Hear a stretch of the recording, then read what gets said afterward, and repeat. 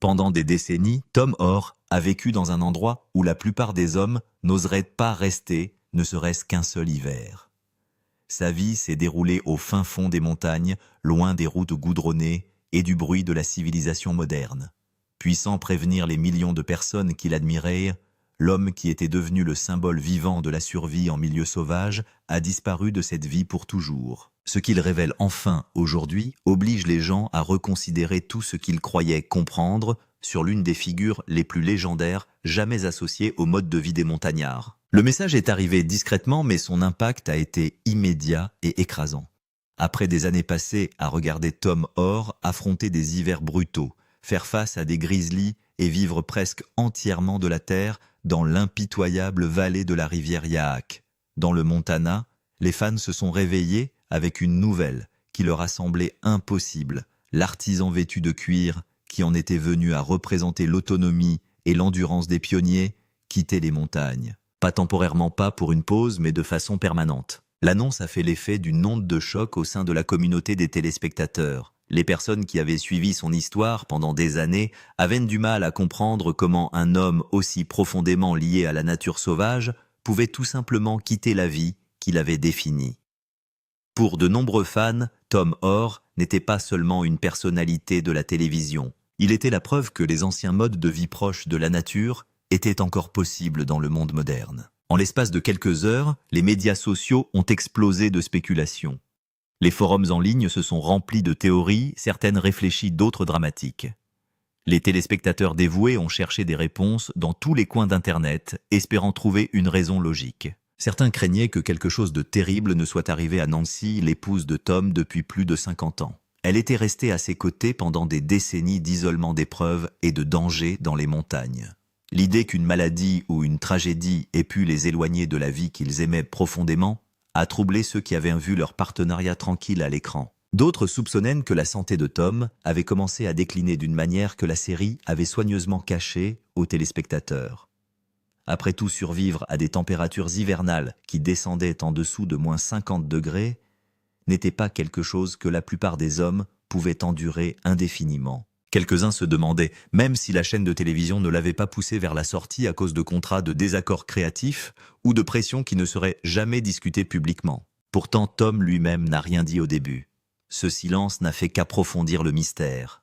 Pour un homme qui avait toujours parlé par ses actes, plutôt que par de longues explications, l'absence soudaine de sa présence a fait l'effet d'une porte qui se referme sur une époque que les gens avaient appris à aimer. Mais ce que peu de gens ont compris à l'époque, c'est que le départ de Tom n'était pas du tout soudain. Pendant que les téléspectateurs le regardaient gratter les peaux, tailler le cuir et fabriquer des mocassins avec des mains qui ne semblaient pas avoir été touchées par le temps, quelque chose en lui était en train de changer lentement. Derrière ses yeux, usés par le temps qui ont vu défiler tant de choses dans le dernier pays sauvage d'Amérique, l'épuisement a commencé à s'accumuler. Les montagnes l'ont façonné, renforcé et rendu célèbre, mais elles l'ont aussi peu à peu brisé. La douleur n'est pas apparue d'un seul coup. Elle s'est développée progressivement au fil de décennies de travail, de froid, de blessures et d'isolement. Le bilan de ces années a fini par atteindre un point que même l'entêtement légendaire de Tom Orr ne pouvait plus ignorer. La vérité était bien plus compliquée que les rumeurs qui circulent sur Internet. Sa décision n'avait rien à voir avec la célébrité ou la fortune. Elle n'était pas due à des désaccords avec des producteurs qui souhaitaient parfois plus de drame que la vie tranquille et authentique de Tom n'en offrait naturellement. Ce n'était même pas une question d'âge, même si le fait d'avoir largement dépassé les 70 ans signifiait que chaque hiver dans la vallée du Yaak exigeait plus de force que le précédent. Chaque saison demandait un effort plus important, une récupération plus longue et des réserves d'endurance plus profondes. Au lieu de cela, l'homme qui avait passé sa vie à enseigner aux autres l'indépendance était soudain confronté à quelque chose qu'il n'avait jamais imaginé. La dépendance. Pour la première fois de sa vie, Tom Orr est confronté à des limites que ses compétences seules ne peuvent pas surmonter. L'expert de la nature sauvage, qui semblait presque invincible, découvre des vulnérabilités qu'aucune somme de connaissances d'endurance ou de sagesse montagnarde ne peut vaincre. Pour de nombreux fans, quitter les montagnes ressemblait à une capitulation. Mais en réalité, c'était l'une des décisions les plus difficiles que Tom Orr ait jamais prises. Et c'était peut-être aussi la plus courageuse. Lorsque la série télévisée Mountain Men a été diffusée pour la première fois dans 2012, le public a découvert Tom Orr comme un homme déjà profondément marqué par des décennies de vie dans la nature. À 67 ans, il est apparu à l'écran vêtu de vêtements en peau de dame, avec l'assurance tranquille de quelqu'un qui comprenait la Terre mieux que la plupart des gens ne le feraient jamais. L'émission le présente comme un être parfaitement adapté à la vie sauvage, comme un homme qui a délibérément rejeté la société moderne pour vivre au plus près des rythmes de la nature. Ce que les téléspectateurs ont vu à la télévision était bien réel, mais ce n'était pas toute l'histoire. Les caméras ont capturé des moments romantiques et inspirants. Elles ont montré Tom en train de tanner des peaux, de poser des pièges et de fabriquer des articles en cuir traditionnel avec une patience et une habileté remarquables. Ce qu'ils ne montrent pas aussi souvent, ce sont les réalités brutales qui se cachent derrière ces scènes. Chaque jour dans la nature sauvage exige un effort acharné pour maintenir les aspects les plus simples de la vie. La version télévisée du monde de Tom Orr était authentique, mais elle était soigneusement élaborée. Nancy Orr comprenait la différence mieux que quiconque. Alors que des millions de téléspectateurs regardaient les épisodes terminés depuis leur domicile, Nancy a vécu la réalité dans son intégralité, dans les coulisses. Elle a vu les parties de la vie de Tom que les caméras ne s'attardaient jamais assez longtemps pour les révéler. Chaque saison, elle a remarqué de petits changements que la plupart des téléspectateurs n'auraient jamais détectés. Tom se déplaçait légèrement plus lentement lorsqu'il effectuait des tâches qui n'exigeaient auparavant que peu d'efforts. La foulée assurée qu'il avait portée pendant des décennies a commencé à s'adoucir avec une prudence subtile. Elle a vu les brèves grimaces qu'il essayait de cacher lorsqu'il soulevait de lourdes charges de bois de chauffage. Elle l'a vu faire des pauses plus longues, après avoir travaillé des peaux pendant des heures dans les mêmes positions, qui sollicitaient les muscles vieillissants et les articulations abîmées. Tom avait toujours été fier de sa force. Devant la caméra, il conservait l'image d'un montagnard capable et inébranlable. Mais Nancy avait vécu assez longtemps à ses côtés pour lire la vérité dans ses mouvements. Elle a remarqué l'épuisement qui s'installait en lui chaque soir une fois les caméras parties. Elle a vu la façon dont il bougeait quand il croyait que personne ne regardait, quand la performance de force pouvait enfin se détendre. L'isolement hivernal qui avait l'air aventureux à la télévision s'est transformé en une réalité beaucoup plus sombre au fil des ans. Leur cabane se trouve à des kilomètres du voisin le plus proche, au cœur des montagnes de la vallée de Yaak. Pendant une bonne partie de l'hiver, les routes accidentées deviennent complètement impraticables sous la neige. Pendant des mois, le seul moyen d'atteindre la civilisation était la motoneige. En cas d'urgence médicale grave, les secours pouvaient mettre des heures, voire des jours à arriver. Tom et Nancy ont grandi, et cette réalité a commencé à leur peser plus lourdement à chaque hiver. Chaque année, le risque semblait plus grand. Pendant des décennies, Tom avait survécu grâce à sa préparation et à sa résistance. Ses qualités lui avaient permis de supporter des conditions qui auraient accablé la plupart des gens. Mais la robustesse ne peut pas arrêter le temps, et la préparation ne peut pas éliminer tous les dangers liés au fait de vivre si loin de toute aide. Il y avait aussi d'autres pressions que les téléspectateurs ne prenaient que rarement en compte. Le tournage de Mountain Men a obligé Tom à adapter sa vie quotidienne aux exigences de la production télévisuelle. La vie en milieu sauvage suit généralement des rythmes naturels façonnés par le temps, la lumière du jour et le rythme lent du travail de survie.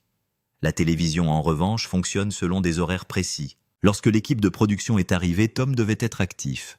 Il devait démontrer ses compétences, vérifier les lignes de piégeage, ramasser du bois de chauffage et effectuer les tâches que les téléspectateurs s'attendaient à voir.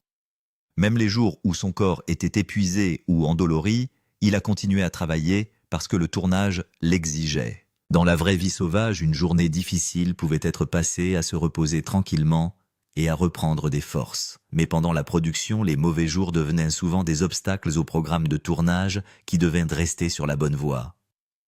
Nancy révéla plus tard quelque chose d'important qui expliquait pourquoi Tom montrait rarement des faiblesses à l'écran. Se plaindre ne faisait tout simplement pas partie de son identité. Des décennies de culture cow-boy et d'indépendance frontalière lui avaient appris à supporter les épreuves en silence. Mais il y avait aussi une autre raison pour laquelle il refusait de parler de sa douleur. Il craignait que s'il montrait une faiblesse, l'émission n'ait plus besoin de lui. Le programme était devenu une source de revenus qui les aidait à vivre dans les montagnes. Perdre cette opportunité signifiait perdre quelque chose dont il dépendait. Tom a donc continué à aller de l'avant malgré l'inconfort. Il a ignoré les signaux d'alarme que lui envoyait son corps. Il a continué à jouer le rôle du montagnard indestructible, alors même que ses articulations se raidissaient et que ses forces s'amenuisaient lentement. Avec le temps, l'image qu'il avait créée s'est transformée en piège. Pour maintenir cette réputation, il devait paraître plus fort qu'il ne l'était réellement. L'homme que le public admirait devait continuer à faire ses preuves encore et encore même lorsque son corps réclamait du repos. Depuis des années, Nancy suggérait gentiment des solutions de rechange. Au début, ses suggestions étaient subtiles. Elle évoquait la possibilité d'une vie plus tranquille dans un endroit plus chaud, un endroit qui n'exigeait pas un effort physique aussi constant.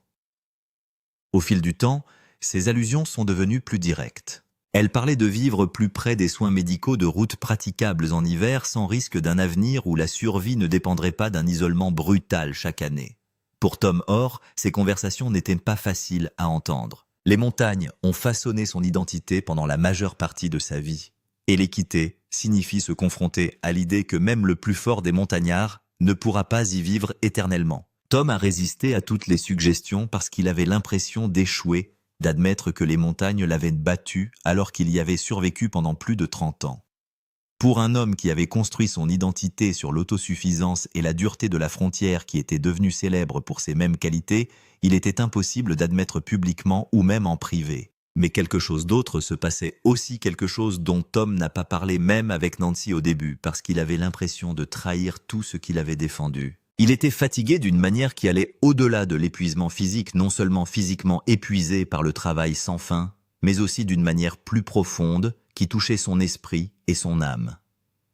Le cycle sans fin de la survie, la vigilance constante requise pour rester en sécurité, le travail sans fin nécessaire pour vivre hors réseau, dans l'un des environnements les plus rudes d'Amérique, tout cela avait perdu son attrait et était devenu un fardeau qu'il ne voulait plus porter. Tom Orr vivait quelque chose qu'il n'aurait jamais pensé pouvoir vivre. Il voulait du repos, de la facilité, la capacité de se réveiller sans calculer immédiatement les besoins de survie de la journée. Le point de rupture, l'hiver de 2018, a tout changé d'une manière qu'il était impossible de défaire ou d'ignorer plus longtemps. C'était la 7e saison de Tom dans Mountain Men, et la vallée de Yaak a connu l'un des hivers les plus froids et les plus longs de mémoire récente, le genre de saison qui met à l'épreuve même les habitants expérimentés de la montagne. Les températures ont plongé à 40 degrés au-dessous de zéro et sont restées ainsi pendant des semaines, créant des conditions qui ont fait de la survie la seule priorité.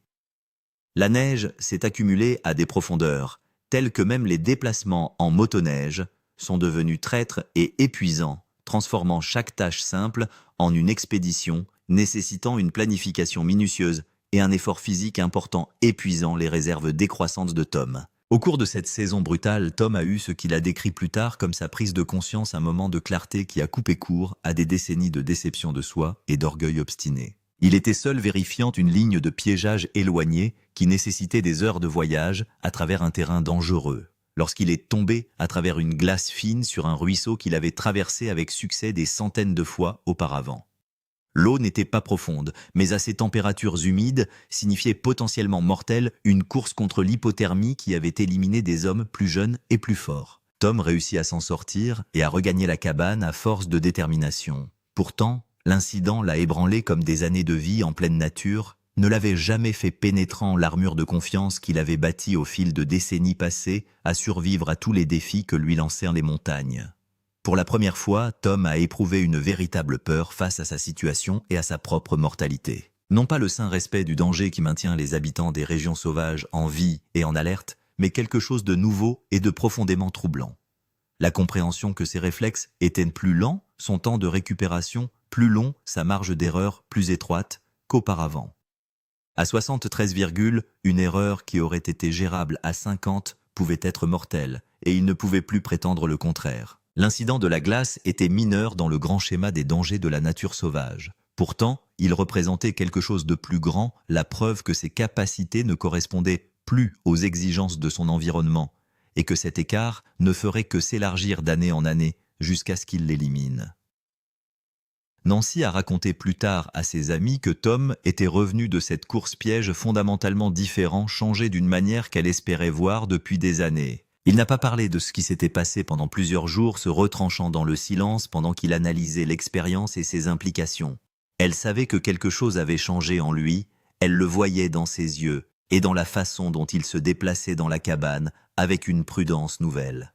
Quand il a finalement parlé, Tom a admis ce qu'il avait nié pendant des années. Continuer à vivre ainsi n'était pas courageux, c'était stupide et égoïste. Il mettait en danger non seulement lui-même, mais aussi Nancy, qui se retrouverait seule et isolée si quelque chose lui arrivait potentiellement, confrontée à sa propre crise de survie, tout en s'occupant de sa blessure ou de sa mort. Mais le point de rupture ne se résume pas à un danger physique et à un accident survenu de justesse sur la glace. Tom avait des conversations avec son corps qu'il ne pouvait plus ignorer ou rationaliser. Ses mains qui avaient fabriqué des milliers d'articles de maroquinerie au fil des ans, et qui figuraient en bonne place dans l'exposition, se raidissaient à cause de l'arthrite, rendant le contrôle de la motricité fine de plus en plus difficile. Le perlage complexe et l'outillage détaillé qui était devenu sa signature distinguant son travail de l'artisanat ordinaire devenaient plus difficiles à exécuter avec la précision qu'il s'imposait à lui-même. Chaque hiver semblait prélever un tribut plus lourd, la récupération au printemps prenant plus de temps chaque année, et il ne pouvait plus nier cette tendance. Le calendrier de production de Mountain Man était également devenu de plus en plus difficile à respecter sans compromettre la qualité des images ou son bien-être physique. Les équipes avaient besoin d'images de Tom actifs et démontrant les compétences qui le rendaient de précieux pour les missions, ce qui signifiait qu'il devait se produire même les jours où son corps réclamait à grands cris du repos et de la récupération. Le fossé entre la vie qu'il menait réellement et la vie dépeinte à la télévision se creusait en un gouffre qu'il n'arrivait pas à combler. Tom s'était toujours targué d'être authentique, d'être vrai, plutôt que d'interpréter un personnage. Pourtant, il commençait à se sentir comme un artiste dans sa propre vie jouant le rôle de Tom Moore pour les caméras, alors que le Tom honnête souffrait derrière la façade. Il y avait aussi une composante émotionnelle, dont Tom parlait rarement, avec qui que ce soit, car les hommes de la montagne ne sont pas censés ressentir la solitude ou l'isolement comme des fardeaux. L'isolement qui ressemblait autrefois à une liberté commençait à ressembler à un emprisonnement le coupant d'expériences qu'il appréciait de plus en plus. Il s'ennuyait de voir sa famille et plus facilement du simple plaisir d'une conversation qui ne nécessitait pas de voyager pendant des heures. Il s'ennuyait de la spontanéité de décider d'aller quelque part sans devoir faire un voyage de 6 heures en motoneige sur un terrain dangereux. La chaleur lui manquait pas seulement la chaleur physique qui soulagerait ses articulations douloureuses, mais la chaleur de la communauté et des liens que l'isolement des montagnes rendait presque impossible à maintenir au-delà du niveau le plus superficiel.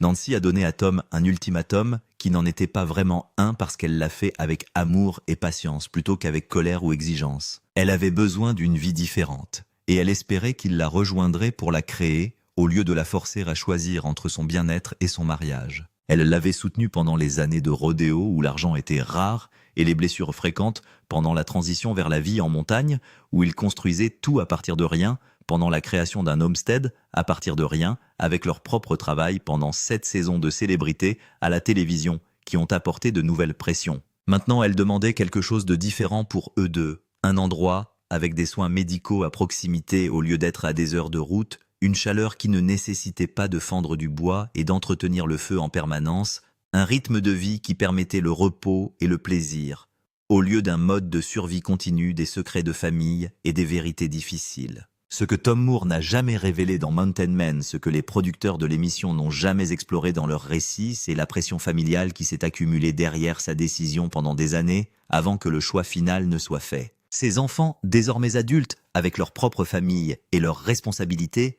avaient passé des années à s'inquiéter de voir leurs parents vivre dans un tel isolement sans système de soutien.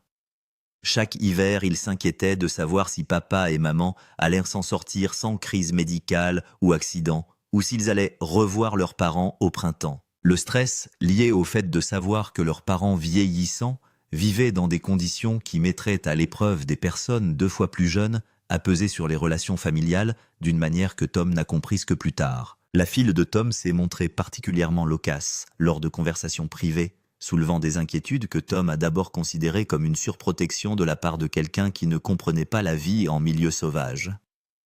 Elle a souligné ce que Tom ne voulait pas entendre. Pourtant, elle ne pouvait pas nier que le paradis montagnard de Nancy et lui était son scénario de cauchemar potentiel, imaginant recevoir un appel pour signaler un incident et être incapable de les joindre pendant des heures, voire des jours. Elle lui a rappelé que être un dur à cuire était admirable, ce qu'elle avait toujours respecté chez son père, mais qu'être un grand-père présent exigeait d'être vivant et accessible et non de mourir de froid dans une cabane à des kilomètres de toute aide.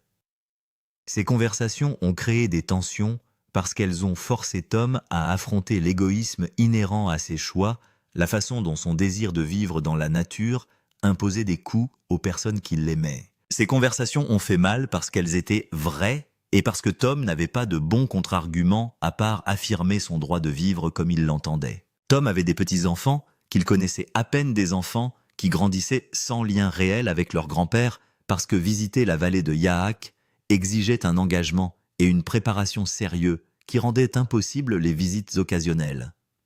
La vie qu'il avait choisie pour l'indépendance et l'autonomie avait créé une distance involontaire avec les personnes qui comptaient le plus un compromis qu'il avait accepté sans en calculer pleinement le coût. Il avait rationalisé cette distance en se disant que ses petits-enfants le respecteraient davantage pour avoir vécu de manière authentique que pour avoir été disponible de manière pratique. Pourtant, cette rationalisation s'épuisait au fur et à mesure que les années passaient et que les relations ne se développaient pas. Nancy avait ses propres secrets qui ont joué un rôle dans la décision des fardeaux qu'elle avait portés en silence par amour et par loyauté. Elle avait fait face à des problèmes de santé qu'elle avait minimisés à Tom, ne voulant pas le mettre sous pression, mais sachant que leur éloignement devenait de plus en plus problématique pour la gestion de ses propres besoins médicaux. Des problèmes mineurs qu'il aurait été simple de régler avec des soins médicaux à proximité sont devenus des facteurs de stress majeurs lorsque l'hôpital le plus proche se trouvait à des heures de route, même dans de bonnes conditions, et était totalement inaccessible pendant des mois chaque année.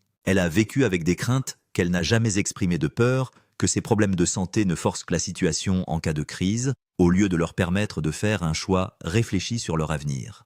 Elle a également eu des conversations avec d'autres femmes dont les maris partageaient l'entêtement de Tom pour la vie en montagne, un réseau d'épouses de montagnards qui comprenaient les défis uniques de leur mode de vie. Plusieurs d'entre eux sont devenus veufs parce que leur partenaire a refusé de reconnaître les limitations jusqu'à ce qu'ils soient trop tard mourant dans des accidents ou à la suite d'événements médicaux qui auraient pu être évités ou auxquels on aurait pu survivre grâce à l'accès aux soins. Nancy aimait Tom d'un amour féroce, mais elle ne voulait pas devenir l'une de ces veuves qui assistent impuissantes à la mort par orgueil de l'homme avec lequel elle avait passé sa vie. Elle avait vu trop de récits de mise en garde parmi ses pairs pour ignorer le modèle. Des hommes qui sont restés trop longtemps, qui ont poussé trop fort et qui ont payé le prix ultime de leur entêtement. La Floride avait des liens familiaux grâce aux parents de Nancy qui y vivaient, ce qui permettait à la fois d'avoir des contacts et un réseau de soutien potentiel en cas de problème de santé. Le coût de la vie dans certaines régions était gérable, potentiellement plus abordable que l'entretien de leur propriété dans le Montana, avec tous ses besoins en équipement et en infrastructure. Le climat serait plus doux pour le corps meurtri de Tom, ce qui pourrait ajouter des années de vie active et réduire les douleurs constantes. Ce n'étaient pas les montagnes qui avaient défini son identité, mais elles offraient quelque chose que Tom était enfin prêt à admettre qu'il voulait, la facilité, le confort, la capacité de vivre sans lutte constante contre l'environnement. Tom admet également maintenant quelque chose qu'il ne pouvait pas dire auparavant sans paraître ingrat ou difficile. Il était prêt à ce que les caméras s'arrêtent, prêt à récupérer sa vie privée. Le fait de passer à la télévision a d'abord été flatteur et a contribué à améliorer leur situation financière, mais cela s'est accompagné de pressions qu'il n'avait pas prévues lorsqu'il a accepté de participer des fans qui se sentaient propriétaires de ses décisions de vie et critiquaient tout écart par rapport à l'image qu'il préférait, des horaires de production qui ne correspondaient pas au rythme réel de la nature sauvage ou à ses capacités physiques d'un jour à l'autre. Et enfin, un programme de travail qui n'était pas adapté aux besoins de la population. L'aspect de performance de la vie authentique qui a créé un paradoxe qu'il n'a jamais vraiment résolu. On ne peut pas vivre authentiquement une vie jouée, et c'est pourtant ce que la série lui demandait de plus en plus au fil des saisons. L'exode du Montana. Lorsque Tom et Nancy ont finalement quitté le Montana en 2019, ils ne l'ont pas annoncé à leurs fans et n'en ont pas fait un événement médiatique pour se faire de la publicité. Ils ont simplement emballé ce qui comptait, pris des dispositions pour leur propriété, avec des personnes en qui ils avaient une confiance et se sont dirigés vers le sud en Floride sans fanfare ni explication au public qui avait suivi leur voyage. Pour un homme qui était devenu célèbre pour sa vie en montagne, la transition au niveau de la mer semblait incroyablement choquante. Un renversement complet de tout ce qui avait défini sa vie d'adulte. Le voyage lui-même était symbolique des milliers de kilomètres d'un extrême à l'autre de la vie qu'il avait connue pendant des décennies, à l'incertitude et à la réinvention dans ses 66 ans. Les premiers mois ont été plus difficiles que ceux à quoi Tom s'attendait bien qu'il ait pris sa décision consciemment et avec conviction. La chaleur et l'humidité de la Floride lui ont semblé oppressantes après des décennies d'air de montagne et de températures fraîches, son corps ayant du mal à s'adapter au changement radical de climat. La platitude a désorienté quelqu'un habitué aux pics et aux vallées qui définissait sa vue et orientait sa position dans l'espace. La densité de population même dans la région relativement calme où ils se sont installés semblait étouffante par rapport à l'isolement de la vallée de Yaak où les voisins les plus proches se trouvaient à des kilomètres. Des choses simples comme la circulation et la pollution sonore que la plupart des gens ignorent sont devenues des expériences sensorielles accablantes pour quelqu'un qui a vécu dans le silence et la solitude. Tom s'est débattu avec des questions d'identité qu'il n'avait pas anticipées lors de la planification de leur déménagement. S'il n'était pas le montagnard du Montana, qui était-il à ce stade de sa vie? Toute sa vie d'adulte avait été définie par ce paysage et ce mode de vie. Son sentiment d'identité était indissociable des compétences et de la robustesse que l'environnement exigeait. En Floride, il n'était qu'un retraité, comme les autres anonymes et ordinaires, parmi des milliers d'autres transplantés âgés à la recherche de chaleur et de confort. La perte d'identité l'a frappé plus durement que la perte du lieu physique ébranlant, son sens du but et de la valeur d'une manière qu'il avait du mal à exprimer même à Nancy. Mais Nancy s'est épanouie presque immédiatement d'une manière à la fois encourageante et décevante pour Tom. Elle a repris contact avec des membres de sa famille qu'elle n'avait vus que de manière sporadique pendant des années. Les relations s'épanouissent grâce à la proximité et à l'accessibilité. Elle se fait facilement des amis dans leur nouvelle communauté. Sa nature sociale trouve enfin un exutoire après des années d'isolement. Elle se réjouit de pouvoir faire des courses ou consulter un médecin sans avoir à planifier dans la simple liberté des décisions spontanées. En observant son bonheur, Tom se rend compte de ce que son entêtement montagnard lui a coûté au fil des ans. Des sacrifices qu'elle a faits sans se plaindre. Elle ne s'était jamais plainte, n'avait jamais donné d'ultimatum avant le dernier. Mais la voir détendue et sociable en Floride révélait tout le stress qu'elle avait porté en silence dans le Montana. Tout ce qu'elle avait enduré par amour et par loyauté. Tom a également trouvé des plaisirs inattendus lorsqu'il a cessé de lutter contre la transition et qu'il s'est laissé aller à l'adaptation. Il pouvait toujours travailler le cuir, le savoir-faire qu'il avait soutenu financièrement et créativement pendant des décennies, mais maintenant dans un climat qui ne laissait pas ses mains douloureuses et raides tous les matins. Il pouvait faire des promenades matinales sans vérifier s'il y avait des grizzlies, sans porter de spray anti-ours et d'armes sans calculer les risques et les itinéraires de fuite. Il pouvait décider sur un coup de tête d'aller quelque part sans passer des heures à se préparer à emballer du matériel de survie, à vérifier la météo et le carburant, toute cette planification qui avait rendu la spontanéité impossible. Ces petites libertés se sont ajoutées à une amélioration de la qualité de vie qu'il n'avait pas imaginé possible. Les commodités qu'il avait considérées comme des faiblesses se sont révélées être des plaisirs légitimes. Mountain Man a continué pendant plusieurs saisons après le départ de Tom, mais il était manifestement absent son départ, créant un vide que la série n'a jamais vraiment comblé. La série n'a jamais officiellement expliqué son départ de manière détaillée, laissant les fans spéculer à l'infini sur ce qui s'était passé. Certains supposaient des conflits contractuels ou des divergences créatives avec les producteurs, imaginant des conflits en coulisses. D'autres s'inquiétaient de crises de santé ou de tragédies familiales, des craintes alimentées par le silence et le mystère. La vérité était plus directe et plus profonde que n'importe quelle théorie dramatique. Tom a choisi la vie plutôt que la légende, la présence plutôt que la performance, la réalité plutôt que l'image qui l'avait rendu célèbre mais qui détruisait son corps et limitait ses relations. Il reste en contact avec certains membres du monde des Mountain Men, des amitiés qui ont transcendé l'émission elle-même, mais il garde ses distances par rapport à l'émission elle-même et à la production. Tom a exprimé son soulagement d'être hors caméra libre, de vivre sans la pression de la performance ou le besoin de démontrer ses compétences dans les délais prévus. Les aspects de la vie en montagne auxquels il attachait de l'importance, à savoir l'autonomie, l'artisanat, la connexion au rythme naturel et la satisfaction du travail bien fait, il les conserve sous une forme adaptée. Les aspects qui le tuaient, l'isolement extrême et les exigences physiques qui dépassaient ses capacités, il les a laissés derrière lui sans regret ni remise en question.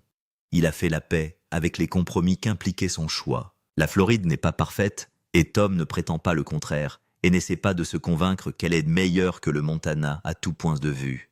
Tom regrette encore certains aspects du Montana avec une véritable nostalgie. Le silence qui était complet et profond, les rencontres régulières et significatives avec la faune et la flore, la satisfaction d'une autonomie totale où il ne dépendait de personne. Mais il ne romance pas ce qu'il a laissé et ne prétend pas que les bons côtés l'emportent sur les mauvais à ce stade de sa vie. Il sait que son corps ne pourrait plus supporter cette vie sans se blesser gravement ou mourir. Il sait que Nancy mérite la facilité et la connexion qu'elle a maintenant, et que son bonheur compte autant que ses préférences. Il sait qu'être vivant et présent vaut mieux que mourir pour une image ou pour prouver une dureté qui n'a plus besoin d'être prouvée. L'exode du Montana représente la dernière leçon de Tom Orr sur la frontière, peut-être la sagesse la plus essentielle qu'il ait acquise. Savoir qu'en tenir bon et qu'en battre en retraite n'est pas une faiblesse.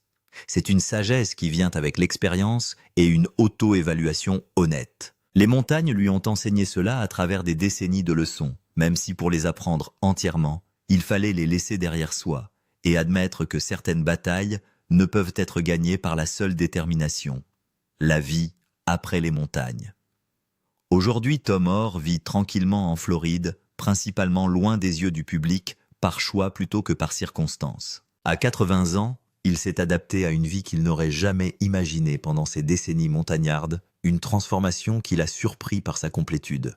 Cette transformation n'a pas été un abandon total de son ancien moi ou un rejet de tout ce qu'il appréciait, mais une évolution vers quelqu'un qui honore son passé tout en embrassant la réalité présente sans s'excuser. Il est toujours reconnaissable en tant que Tom Orr, conservant le cœur de ce qu'il a toujours été, tout en se débarrassant des parties qui ne lui servent plus ou qui ne correspondent plus à ses capacités et à ses désirs actuels. Tom travaille encore régulièrement le cuir. Le métier est trop profondément ancré pour être abandonné, même s'il n'est plus une nécessité économique.